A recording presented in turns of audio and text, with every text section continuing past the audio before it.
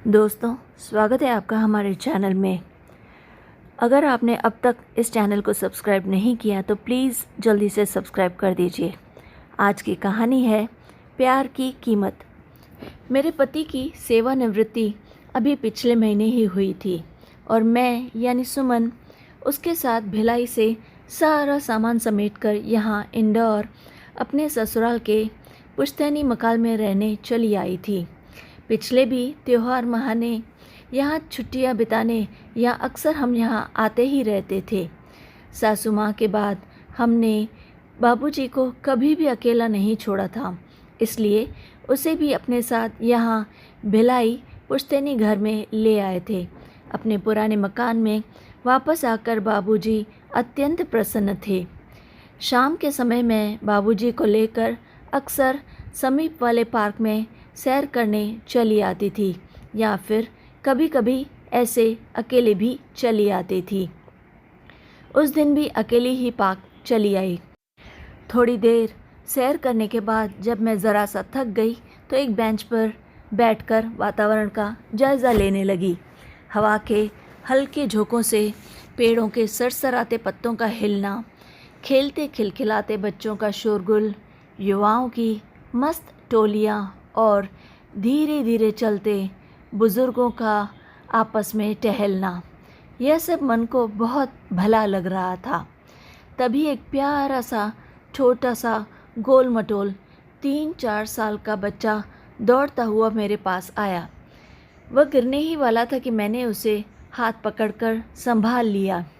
माफ़ कीजिएगा, ये बड़ा शरारती है, कब से मुझे अपने पीछे दौड़ा रहा है और मैं इसके पीछे पीछे आ रही थी। मीठी सी आवाज़ सुनकर मैं पलटी तो सामने एक जानी पहचानी सी सूरत देखकर मैं असमंजस में पड़ गई। मुझे याद नहीं आ रहा था कि आखिर वह कौन है।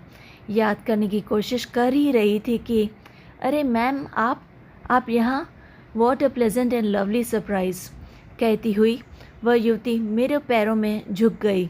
मैंने उसे आधे में ही रोकते हुए सकपकाकर कहा, जीती रहो, जीती रहो। अनायास ही मुँह से निकल पड़ा, मैम शायद आपने मुझे पहचाना नहीं। अब तक नहीं पहचाना? मैं सुनीता, आपकी स्टूडेंट।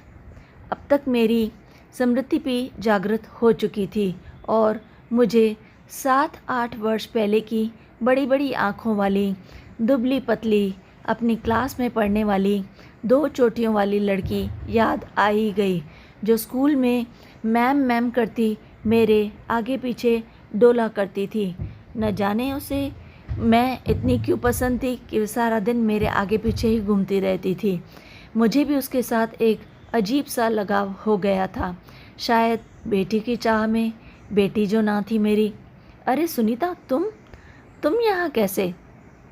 कितनी बदल गई हो। आश्चर्य मिश्रित खुशी से मैंने उसे अपने गले से लगा लिया और खुश हो गई। मैंने उसे गौर से देखा। अब वह भरे भरे शरीर वाली मोहक युवती हो गई थी और शायद शादी भी हो चुकी थी। वही कर्णचुंबी आँखें और सुतवा नाक, उसके मुखमंडल पर सुखी जीवन और मातृत्व की आभा चमक रही थी। बहुत प्यारा बेटा है तुम्हारा, और नटखट भी, मेरे मुंह से अनायास ही निकल गया। बच्चा अभी तक टुकुर टुकुर मुझे निहार रहा था, परंतु मेरे द्वारा गाल सहलाने पर शर्मा कर माँ की ओट में छुप गया और उसके पीछे ही खड़ा रहा। शांति, ज़रा बंटी को झूले पर ले जाना, अपनी आया को बुलाते हुए उसने कहा। सुनीता ने इशारे से एक युवती को कहा, जो शायद बच्चे की मेड होगी, इसलिए उसे बुलाया था। हम दोनों बेंच पर बैठ गई। मैंने गंभीरता से सुनीता का मुंह देखकर पूछा, अरे सुनीता, तुम खुश तो हो ना अपनी गृहस्थी में? उसने आवेश में आकर मेरे हाथ पकड़ लिए। मैं थोड़ा सा हैरान हो गई, न जाने क्या कहने वाली थी। मैम, आपके उचित मार्गदर्शन के कारण ही मैं एक खुशहाल ज़िंदगी व्यतीत कर रही हूँ, वरना उस समय डर कर यदि कोई गलत कदम उठा लेती तो उसका परिणाम न जाने क्या होता। तो मेरे माता पिता समाज में मुंह दिखाने योग्य नहीं रहते और मेरा भी न जाने क्या परिणाम होता। उसकी आंखें आंसुओं से डबडबा उठी। अरे बेटा, जो बीत गया सो बीत गया, पुरानी बातें क्यों याद कर रही हो? उसे एक बुरा सपना समझकर भूल जाओ। अच्छा, ये तो बताओ, तुम्हारे पति वही हैं जिनसे तुमने मुझे मिलवाया था? वही बंदा या फिर कोई और, या किसी और से शादी कर ली तुमने? मेरी प्रश्नवाचक दृष्टि सुनीता के मुख पर जा टुकी। मैं उसी के जवाब का इंतज़ार कर रही थी। हाँ जी मैडम, अंकित ही मेरे पति हैं और वे भी आपकी तहे दिल से इज़्ज़त करते हैं। उन्हें भी तो सही राह दिखाने में आपका ही योगदान है, वरना मेरी तो शादी टूटते ही वाली थी। भावुकता में आकर सुनीता फिर से उन्हीं पुरानी बातों में अटक गई। मेरे पैरों में झुकने लगी। मैंने उसे वहीं रोक लिया। आप अचानक कहाँ चली गई थी मैम? शादी की डेट फिक्स होते ही हम आपके घर आए थे आपको शादी का न्योता देने, लेकिन ताला देकर वापस लौट गए। स्कूल से पता चला कि आपकी सासू माँ का देहांत हो गया है। अंकित ने आपसे मिलने के 15 दिन बाद ही शादी की डेट निकलवाई और कार्ड भी नहीं छपवाने दिए। बस जल्दबाजी में हमने 15 दिन में ही शादी कर ली। मोबाइल पर ही कार्ड बनाकर सबको सूचित किया था हमने, और डेस्टिनेशन वेडिंग के बहाने विवाह स्थल भी बदल दिया। आप तो समझ ही गई होंगी ना कि यह सब अंकित ने क्यों किया था। आपको तो सब कुछ पता है ना मैम। अंकित के लिए मेरे दिल में इज़्ज़त और भी बढ़ गई थी। उसने यह सब कुछ मेरे लिए किया था। मेरा मोबाइल सिम भी बदल गया था। अंकित ने गलती से नए सिम में आपका फ़ोन नंबर भी डिलीट कर दिया था। शायद गलती से हुआ था, इसलिए मैं आपको सूचित नहीं कर पाई थी। कोई बात नहीं बेटा, इतना टेंशन मत लो। जो कुछ हुआ अच्छा ही हुआ। अच्छी बात तो यही हुई ना कि तुम्हें एक समझदार और परवाह करने वाला जीवन साथी मिला, और आज तुम बिल्कुल खुश हो, जिसने तुम्हारी और तुम्हारे परिवार की इज़्ज़त पर कोई दाग नहीं लगने दिया। मैं महीने भर बाद ही लौट पाई थी और आते ही स्कूल से इस्तीफ़ा दे दिया था। इसी बीच आकाश का ट्रांसफ़र भिलाई हो गया था और हम आनन फानन में जल्दबाजी में वहाँ शिफ्ट हो गए थे। कई बार तुम्हें फ़ोन लगाया था और कोशिश भी की थी तुमसे बात करने की, लेकिन तुम्हारा फ़ोन नहीं लगा। बातों बातों में शाम अंधेरे में डूबने लगी और काफ़ी अंधेरा घिरने लगा। हम फिर मिलने का वायदा कर अपने घर की ओर चल पड़ी, लेकिन एक दूसरे के फ़ोन नंबर सेव करने के बाद। घर पहुंचते ही मैं काम में जुट गई, परंतु सुनीता ही दिलो दिमाग में छाई रही। मैं लगातार अपने स्कूल के और उसके बारे में सोचती रही। बाबूजी को खाना खिलाकर मैं पलंग पर जाकर लेट गई। अतीत की स्मृतियों का सागर आँखों में हिलोरे लेने लगा। पर यह उन दिनों की बात है जब आकाश भोपाल बैंक में कार्यरत थे। मैं भी एक ख्याति प्राप्त विद्यालय में हिंदी की व्याख्याता थी। सुनीता ने 12वीं पास करके कॉलेज में प्रवेश ले लिया था, लेकिन मुझसे उसका संबंध बना रहा। एक दिन मैं थकी मांदी सी विद्यालय से आकर चुपचाप आकर अपने पलंग पर लेट गई। खेल प्रतियोगिताओं में ड्यूटी लगी होने के कारण स्कूल में कुछ अधिक ही भागदौड़ हो गई थी, इसलिए मैं काफ़ी थक गई थी। बच्चे हॉस्टल में पढ़ रहे थे और आकाश ऑफिस गए हुए थे, इसलिए बगैर खाना खाए सोने का मूड बना ही रही थी कि अचानक से ज़ोर से डोरबेल घनघना उठी। दरवाज़ा खोला तो सामने बदहवास सी सुनीता को देखकर मेरा सारा गुस्सा गायब हो गया। उसके चुलबुले चेहरे पर उदासी छाई हुई थी। मैंने प्यार से उसे सोफे पर बिठाया और उसके आने का कारण पूछा। मैं पानी लाने अंदर चली गई। चेहरे से पसीना पोंछते हुए सुनीता एक सांस में पूरा ग्लास पी गई। मैं उसका मानसिक अवलोकन कर रही थी। बिखरे हुए बाल, लाल सूजी आंखें बता रही थी कि वह काफ़ी रो चुकी है। अचानक वह मुझसे लिपटकर फूट फूट कर रोने लगी। मैं हैरान परेशान सी उसे देखने लगी कि आखिर बात क्या थी। मैं समझ गई थी कि उसकी ज़िंदगी में कुछ तो ऐसा घटित हो गया है जिससे मेरे साथ बांटने को वह अकुला रही है। मैं प्यार से उसकी पीठ सहलाकर उसके आवेग के शांत होने की प्रतीक्षा करती रही।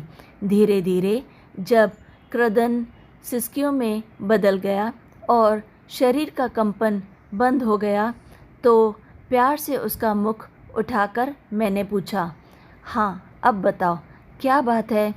क्यों यह फूल सा चेहरा इतना मुरझा गया है? इतनी कमज़ोर तो तुम कभी भी ना थी कि इतना रो रही हो।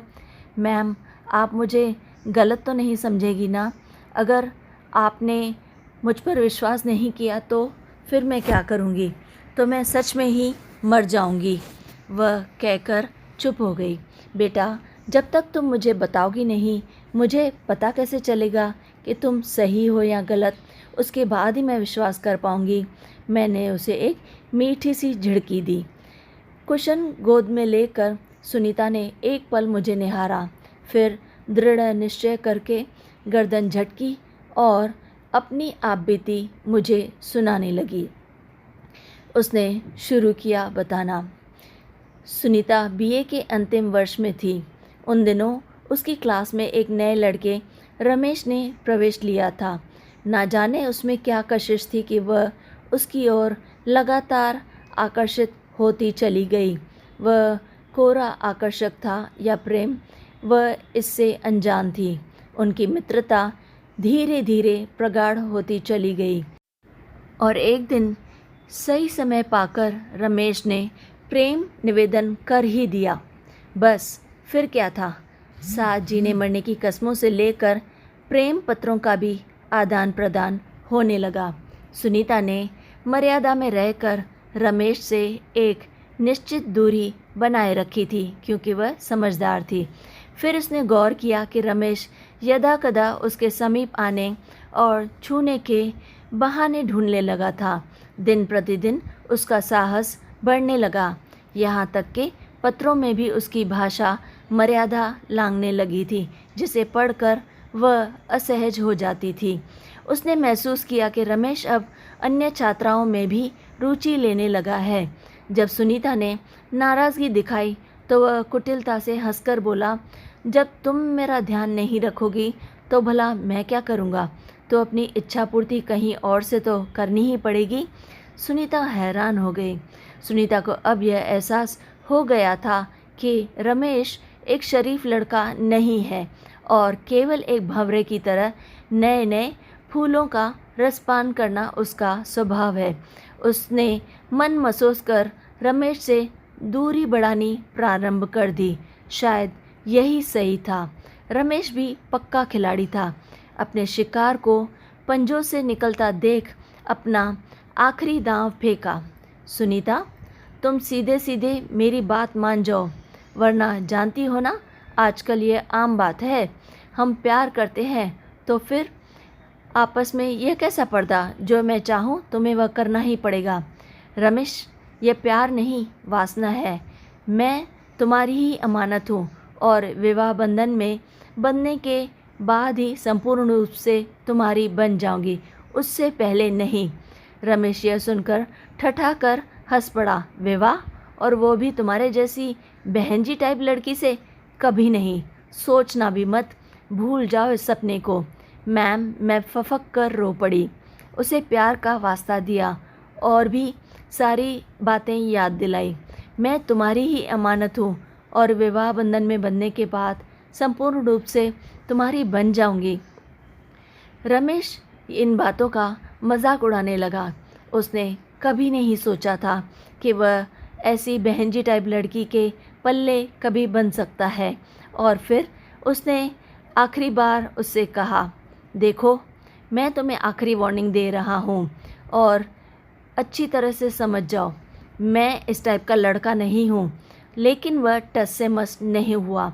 मेरा दिल बुरी तरह से टूट चुका था, लेकिन प्यार के लिए अपनी इज्जत खोना मुझे बिल्कुल मंजूर नहीं था। अपना दिल मजबूत करके मैंने अपना सारा ध्यान पढ़ाई में लगा दिया और रमेश से दूरी बना ली थी। आप तो जानती ही हैं कि मैं एक साधारण छात्रा थी, इसलिए बीए पास करना ही मेरा पूरा उद्देश्य था। मम्मी पापा ने भी मेरे लिए रिश्ते ढूंढने शुरू कर दिए थे। एक लड़का उन्हें पसंद भी आया था। सुनीता ने धीरे धीरे अपनी बात आगे बढ़ानी चाहिए, फिर रुककर थोड़ी सी सांस ली, एक गिलास पानी पिया और आगे बताने लगी। उसने तौलती निगाहों से मुझे परखा कि मेरी प्रतिक्रिया क्या है। मैंने इशारे से उसे आगे बोलने को प्रोत्साहित किया।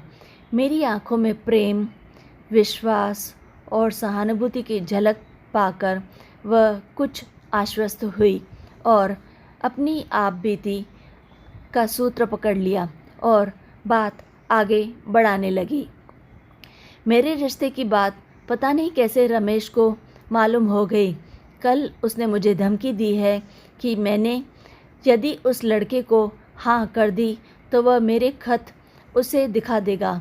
मैं क्या करूं मैम, मैं बुरी तरह फंस गई हूं। इसी रविवार को वह लड़का अंकित सपरिवार मुझे देखने आ रहा है। यदि रमेश ने अपनी और मेरी बातें सच कर दी और धमकी पूरी कर दी तो मेरी कितनी बदनामी होगी और समाज में मेरी परिवार की क्या इज्जत रह जाएगी मैम। मैं क्या करूं, आप ही मुझे बताइए। पुनः उसकी आंखों की कोर से अविरल अश्रुधारा बहने लगी। मैम, मेरे पास आत्महत्या के अलावा और कोई विकल्प नहीं है। मुझे कुछ भी समझ में नहीं आ रहा। पगली कहीं की, खबरदार ऐसा कुछ करने का सोचना भी मत। मैंने भावावेश में उसे अंक में भर लिया। मेरी आंखें भी छलछला उठी। घबराई हिरनी सी वह कांपती हुई मुझसे लिपट गई और कुछ क्षण पश्चात उसे अपने से अलग करते हुए मैंने उसे सलाह देते हुए कहा, कल तुम रमेश को विद्यालय लेकर आना मेरे पास और पास वाले पार्क में दोपहर 3 बजे को उसे बुलाओ। और हाँ, अपने पत्र साथ लाने के लिए कहना। वह बदमाश मेरे पत्र क्यों लाएगा भला? घबराओ नहीं, उससे कहना कि तुम उसके साथ फिर से संबंध रखना चाहती हो, लेकिन पत्र वापस मिलने के बाद ही। मैं स्कूल से सीधी पार्क में ही आ जाऊंगी, तुम बिल्कुल मत घबराना, लेकिन तुम वहाँ 3:15 बजे के बाद ही पहुँचना। तब तक मैं उसे बातों में व्यस्त रखूंगी और किसी बात की उसे भनक ना होगी। लंबी सांस भरकर सुनीता बोली, जैसा आप ठीक समझे मैम, मैं ऐसा ही करूंगी। पहली बार उसके सूखे होठों पर मुस्कुराहट की हल्की रेखा खिंची और आंखों में चमक लौट आई। मैंने उसे खिला पिलाकर और आश्वस्त कर अपने घर समझा बुझाकर विदा किया और अगले दिन के कार्य को अंजाम देने की योजना बनाने लगी कि मुझे कल क्या करना है। अगले दिन विद्यालय से फारिग होकर मैं 2:45 बजे के आसपास पार्क पहुंच गई। सुनीता ने रमेश की फ़ोटो मेरे मोबाइल पर भेज दी थी तो मैं उसे अच्छी तरह से पहचान सकती थी। 3 बजने में 2-3 मिनट ही बाकी पड़े थे कि रमेश तेज़ गति से आता हुआ दिखाई दिया।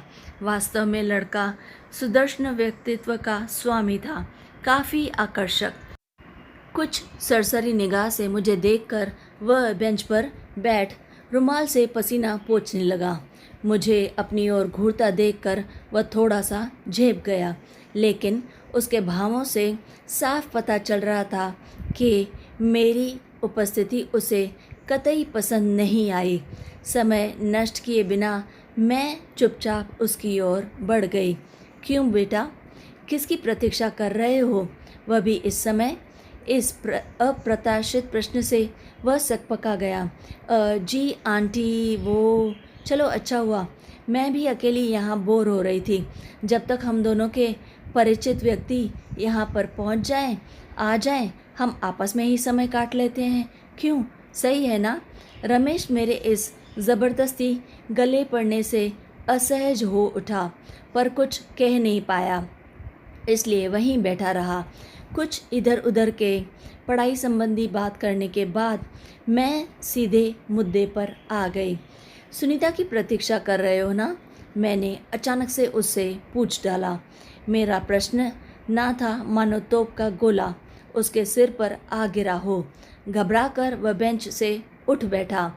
विस्फोटित नेत्रों और पीले पड़े चेहरे से मुझे देखते हुए वह हकलाते हुए बोला, मैं आंटी, वो मैं आप कौन हैं? वह घबरा उठा। अरे घबराओ नहीं भाई, मैं तो ऐसे ही पूछ रही थी। तुम इतना क्यों घबरा रहे हो भला? हाथ पकड़कर मैंने उसे ज़बरन बेंच पर बैठा दिया। मुझे तुम्हारे विषय में सब कुछ पता है। तुम तो बड़े ही समझदार लग रहे हो। फिर ऐसे सुनीता के साथ विश्वासघात करने की और इतना बड़ा छल करने की कैसे हिम्मत हुई भला? ऐसे कैसे कर सकते हो तुम? उसने तुम पर विश्वास कर तुमसे प्रेम किया और उसका फल तुम ये दे रहे हो? तुम उसके भोलेपन का नाजायज़ फ़ायदा उठाना चाहते हो? धमकियों के बल पर अगर तुमने उसे हासिल कर भी लिया तब भी क्या? तो क्या उससे क्या तुम्हें सचमुच प्रेम हो जाएगा और वह भी पहले जैसा प्रेम और सम्मान वापस पा सकोगे? अब तक रमेश अपनी घबराहट पर पूरी तरह काबू पा चुका था। आप होती कौन है मुझे इस तरह प्रवचन सुनाने वाली? मैं यहाँ आपसे भाषण सुनने के लिए नहीं बैठा हूँ। अब तो सुनीता की खैर नहीं। आपसे बातें शेयर करके उसने अपने पैर पर खुद कुल्हाड़ी मार ली है।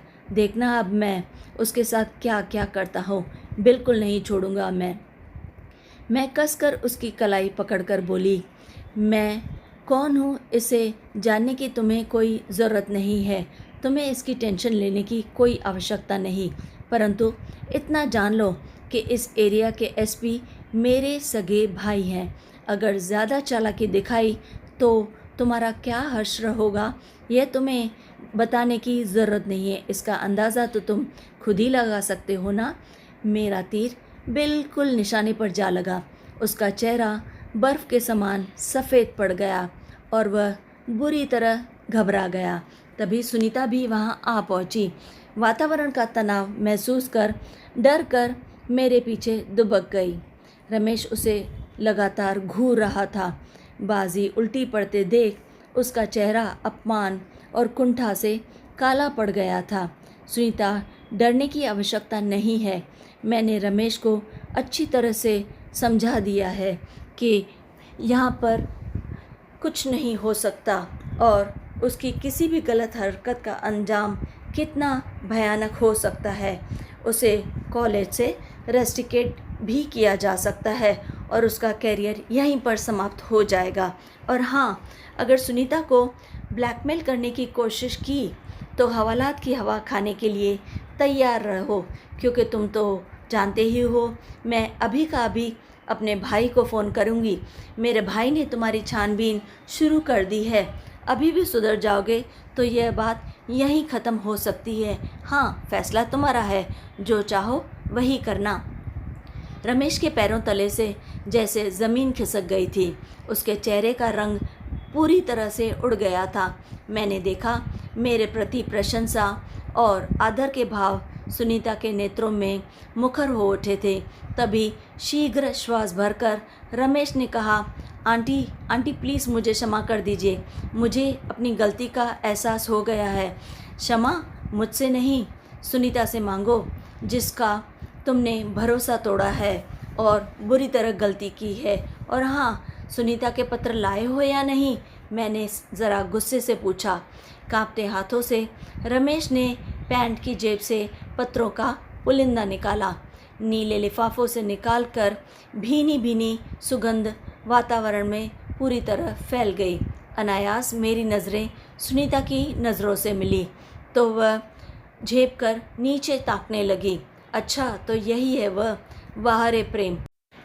पता नहीं ये प्रेम की पातियां लिखने में इन दोनों ने, खासकर सुनीता ने, न जाने कितनी रातें बर्बाद की होंगी। कितने रोमांटिक उपन्यास खंगाले होंगे इनमें डायलॉग लिखने के लिए। सुनीता, मैं बहुत शर्मिंदा हूँ और अपनी गलत सोच के लिए तुमसे माफ़ी मांगना चाहता हूँ। यह लो अपनी अमानत। और उसने वह पुलिंदा सुनीता के हाथों में दिया। रमेश ने पत्रों का बंडल सुनीता को पकड़ा दिया। और सुनीता, ज़रा ठीक से देख लो, कोई पत्र कम तो नहीं है ना? मेरे कहने पर उसने कंपकपाते हाथों से गिनती की और स्वीकृति में सिर हिला दिया। यानी सब पत्र उसी में थे। फिर भी रमेश की नीयत पर मुझे शक था। पूछा, पत्रों की फ़ोटोकॉपी तो तुमने अवश्य रखी ही होगी। मैंने जानबूझ के उल्टा सवाल किया। ज़रा अपना मोबाइल तो दिखाओ। लेकिन क्यों आंटी, मैंने पत्र तो लौटा दिए ना, उसके बाद आप मेरा मोबाइल क्यों चेक कर रही हैं? तुम्हारे जैसे नीच लोगों की आत्मा नहीं होती। और फ़ोन देते हो या नहीं, या फिर बुलाऊं मैं अपने भाई को? सख्ती से कहते हुए मैंने उसकी शर्ट की जेब से फ़ोन खींच लिया। वह इसके लिए तैयार शायद नहीं था। इसे अनलॉक करो और अभी सारे पत्रों की कॉपी और सुनीता से हुई चैट को मेरे सामने अभी का अभी डिलीट करो, वरना तुम्हारा नंबर ट्रेस करके भैया सब कुछ अपने आप अपने तरीके से निकलवा ही लेंगे। यदि घर पर भी फ़ोटोकॉपी रखी है तो कल कॉलेज में सुनीता को आकर लौटा देना। अब तुम एक दूसरे के लिए बिल्कुल अजनबी हो।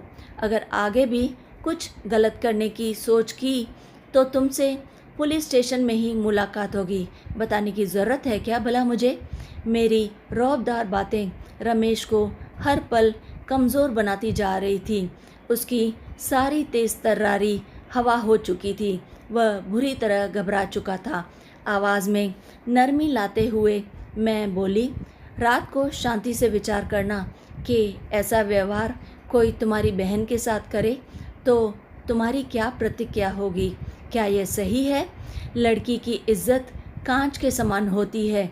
अगर दरार पड़ गई तो कभी नहीं भरती, जिंदगी भर टूटी ही रहती है।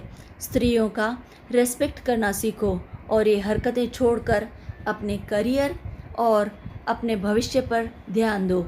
अरे हाँ, तुम जानना चाहते थे ना कि मैं कौन हूँ?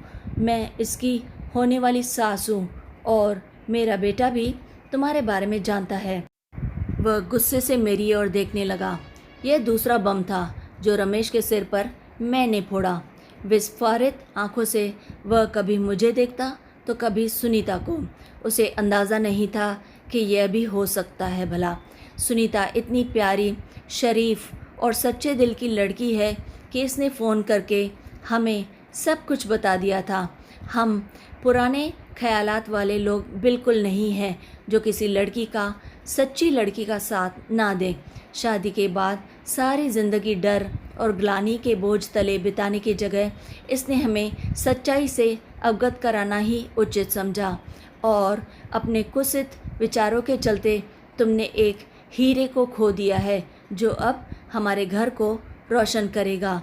रमेश अविश्वास भरी दृष्टि से अभी भी मुझे लगातार एकटक देख रहा था।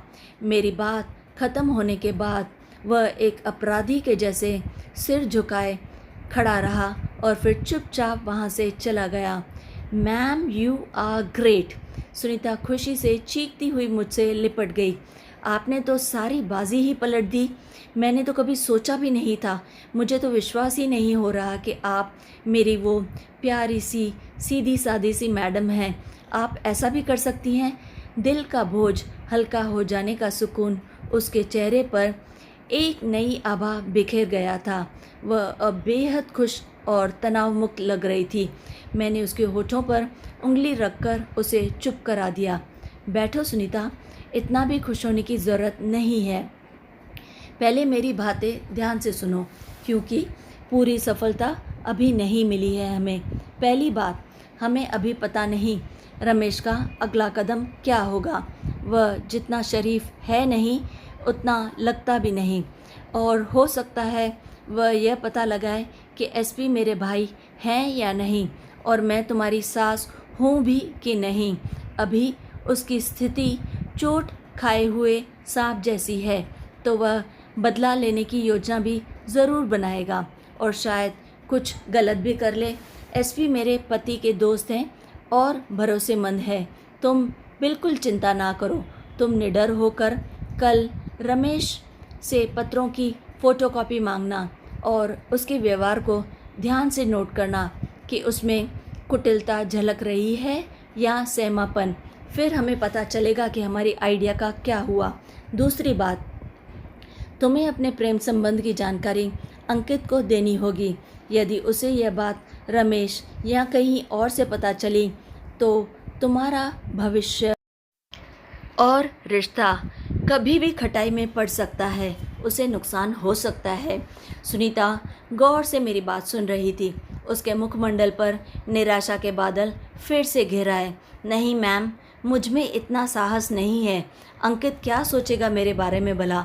यदि उनके परिवार ने यह जानकर मेरे पेरेंट्स को अपमानित कर दिया तो? फिर से मोटे मोटे आंसू उसके गालों पर ढुलक गए और वह रोने लगी। देखो सुनीता, तुम क्या चाहती हो?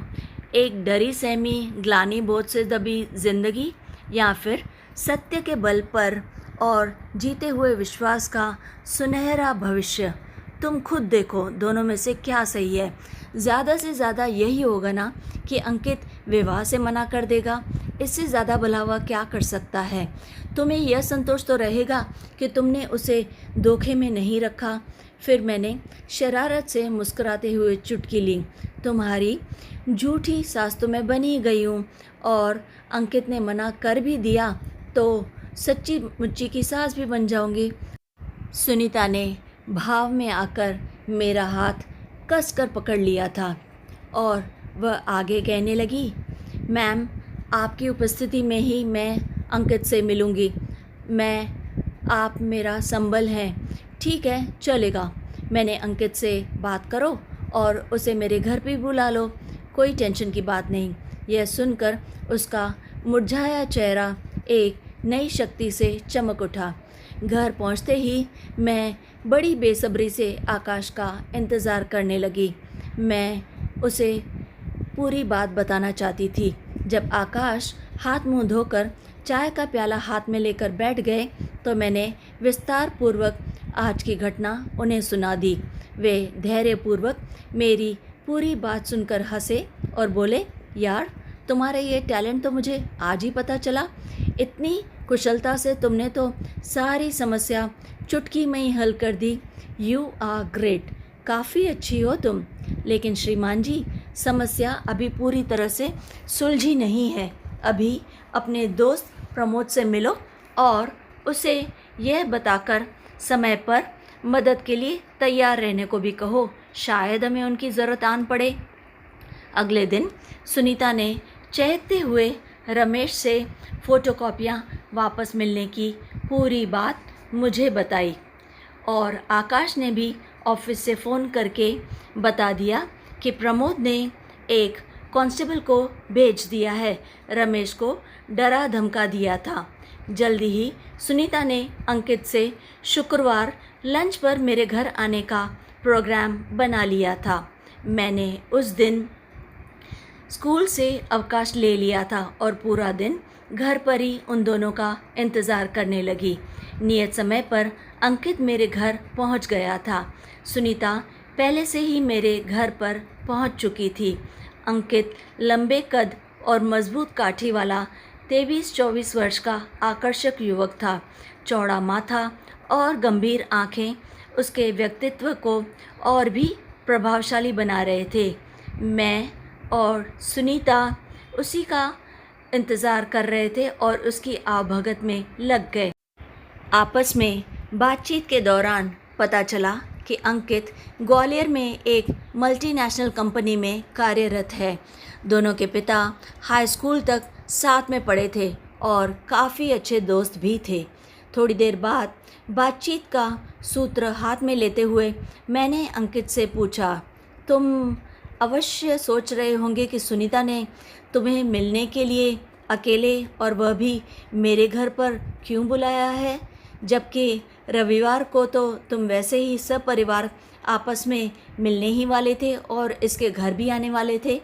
कुछ संकोच के बाद अंकित ने कहा, जी आंटी, मुझे काफ़ी आश्चर्य हुआ था कि सुनीता भला मुझसे कहाँ मिलना चाहती है और वह भी अकेले में, और वह पहल कैसे कर सकती है।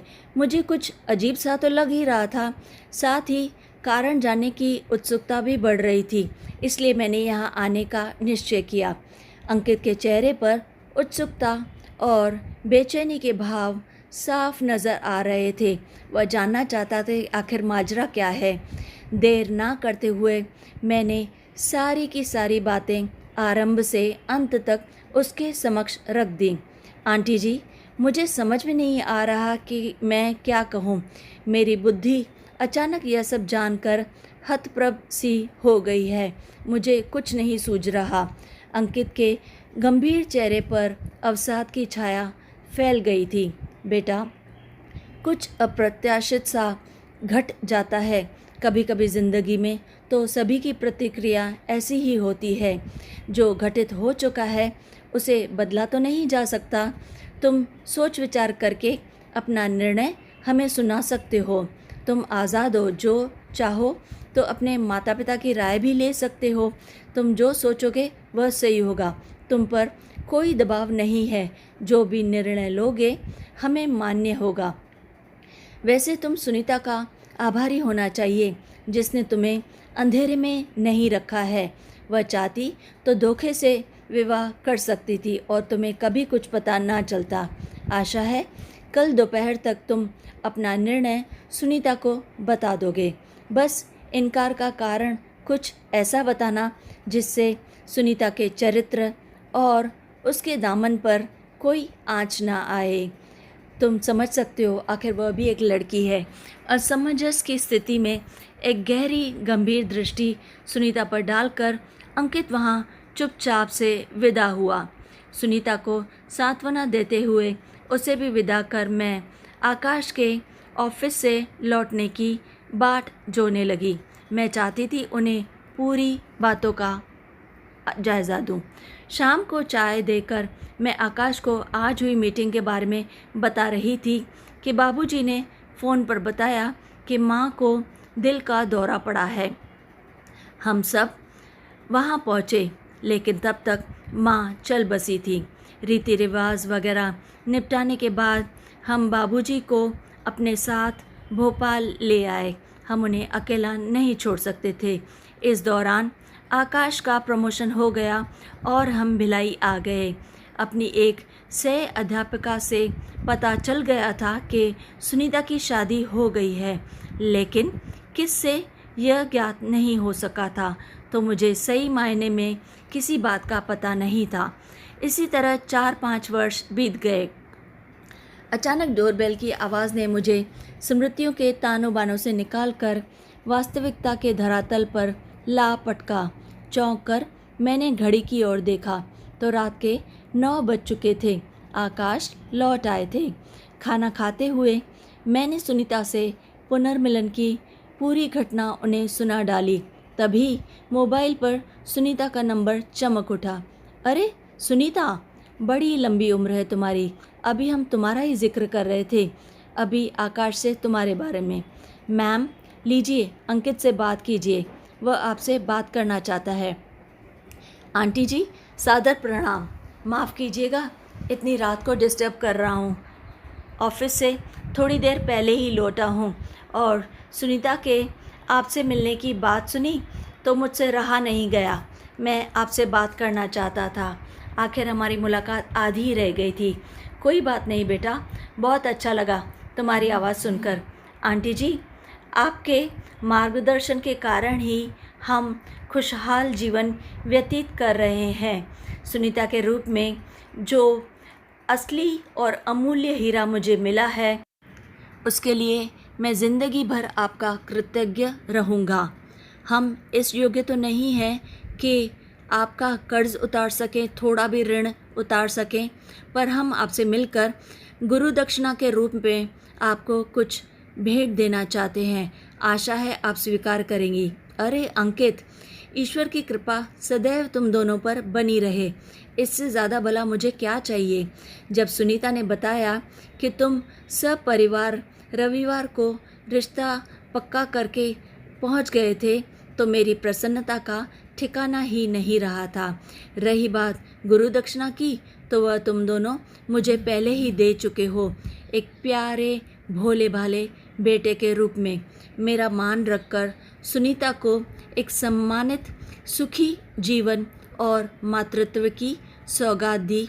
इससे बढ़कर गुरु दक्षिणा भला क्या हो सकती है। मैं इसी से बहुत खुश हूँ। इतनी बढ़िया खुशी की बात सुनकर मैं गदगद हो गई। मेरी आंखें प्रसन्नता की अनुभूति से भीग उठी और मैंने समीप खड़े आकाश के कंधे पर अपना सिर टिका दिया। तो दोस्तों, कैसी लगी आपको आज की कहानी? अगर अच्छी लगे तो लाइक और शेयर ज़रूर कीजिए, और हाँ, चैनल को याद से प्लीज़ प्लीज़ प्लीज़ सब्सक्राइब कर दीजिए ताकि हम और भी अच्छी कहानियाँ आपके लिए ला सकें। तो फिर लाइक, share and subscribe.